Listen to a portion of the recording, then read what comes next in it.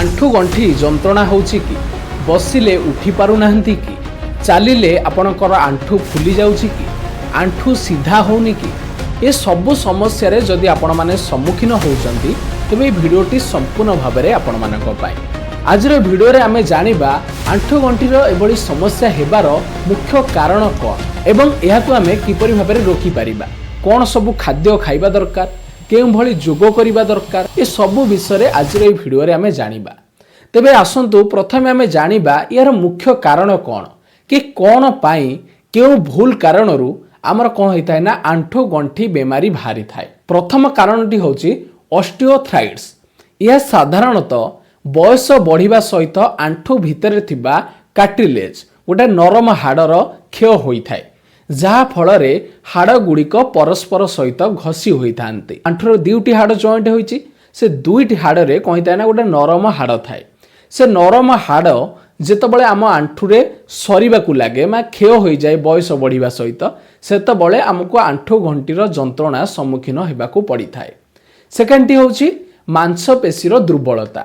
गोड़े मांसपेशीर दुर्बल हेबा कारणरू आंठु गंठी उपरे अधिक चाप पड़ी थाए। आमर जो गोड़े जेतिक मांसपेशी रहिला से मांसपेशी जदि केउ कारणरू दुर्बल हो जाए तो आम आंठुरे कौन होता है ना अधिक मात्रा रे चाप पड़ी थाए। पुराना आघात जदि आपणकर कोनोसी जगार लगी जदि आपण युव अवस्था आपको कोनोसी आघात लगिथिला सेटा कौन होता है ना बयस बढ़िबा सहित से आघात कौन होता है ना आंठु गंठीर समस्या नहीं थाए। 4 नंबर टी कौन होची ना यूरिक एसिड बढ़िबा। जदि आपणकर रक्त रे यूरिक एसिड रो मात्रा बढ़िबारे लागुची तेबे आपण मानकु आंठु गंठी बातर समस्या देखिबाकू मिले थाए। तेबे यार प्रमुख लक्षण सब कोन आसंतु जानिबा। जदि आपणकर आंठु गंठीर समस्या होची तेबे आपण मानकु एई सब बड़ लक्षण देखिबाकू मिली थाए। आंठु जड़ी जिबा माने स्टिफनेस। सकाळु उठिबा समय रे किंबा अधिक समय बसिबा परे आंठु सीधा करिबारे बहुत मात्रा रे कष्ट होई थाए। फुली जिबा बा स्वेलिंग। आंठु चारि पाखरे पानी जमिबा किंबा फुली जिबा आउ नाली पड़ी जिबा। तृतीयटी होची चालिबारे असुविधा। चालिबा समय रे आंठु लागी जिबा किंबा संतुलन बिगड़ी जिबा भली लागिबा। शब्द हेबा माने ग्राइंडिंग साउंड। आंठु बेंड कला बेले कटकट शब्द हेबा। जदि एई भली सिम्पटम्स बा लक्षण आपण मानकु देखियाकू मिलुची तेबे आपण माने जानि नियंतु कि आपणकर आंठु गंठीर समस्या हेबाकू जाउची। तेबे एहा पई आपण माने कोन उपचार करिवे केउ खाद्य खाइबा द्वारा आमे ए रोग ठारू मुक्ति पाई परिबा। तेबे सर्वप्रथमे ए रोग ठारू मुक्ति पाया पई आपणको प्रथमे आपणकर ओजन को नियंत्रण करिया पड़िबो। माने निज उपरे चाप कमांतु। शरीरर मात्रा 1 किलो ओजन बढ़िले चालिबा समय रे आंठु उपरे 4 किलो पर्यंत चाप अधिक पड़ी थाए। तो सेतिपाई सबुबेल पाई आपणकर बीएमआई बजाय रखंतु।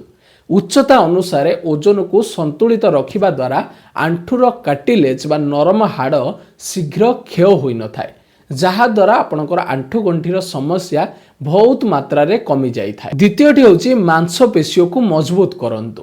आंठु चारि पाखरे थिबा एही दुईटी मुख्य मांसपेशीर व्यायाम जेपरि स्क्वाट्स आउ लेग प्रेस करंतु जहा द्वारा आपणकर आंठु चारि पाखरे जो मांसपेशी रहिला से मांसपेशी कोन होइता ना एही सब व्यायाम द्वारा मजबूत होई थाए। जोग एवं स्ट्रेचिंग। नियमित जोग कले गंठी गुड़िकर नियमित फ्लेक्सिबिलिटी बढ़ी थाए। आपणकर आंठुर फ्लेक्सिबिलिटी बढ़ी थाए जहा द्वारा आपणकर जो मांसपेशी रहिला सेटा बहुत भल भाबरे काम करि थाए। तृतीयटी होची सठिक जोता एवं पोस्चर। आरामदायक जोता पिंधंतु। अधिक हाई हिल किंबा फ्लैट जोता पिंधिबा द्वारा आंठु उपरे खराब प्रभाव पड़ी थाए। भल कुशन थिबा स्पोर्ट्स जोता व्यवहार करंतु। ठीक भाबे बसिबा ठीक भाबे ठिया हेबा। अधिक समय गोड़ छंदिकरी बसंतु नाही। प्रति 30-40 मिनिट रे थरे ठिया होइकरी गोड़ को सीधा करंतु। चतुर्थटी होची पुष्टिकर खाद्य जोटा कि होची सबुठारो मेन प्रॉब्लम। कैल्शियम एवं विटामिन डी ए दुईटी जदि आपणक शरीर रे कम रहुची तेबे आपणको बहुत मात्रा रे आंठु गंठीर समस्या देखिबाकू मिली थाए। तो प्रथम होची कोन क्षीर दही पनीर एवं अंडा जेते पारुचंदी खांतु। एथिरे बहुत मात्रा रे आपण मानको कैल्शियम एवं विटामिन डी मिली थाए जहाको आपणकर आंठु गंठीर समस्या को भल करिबारे बहुत ही हेल्प करि थाए।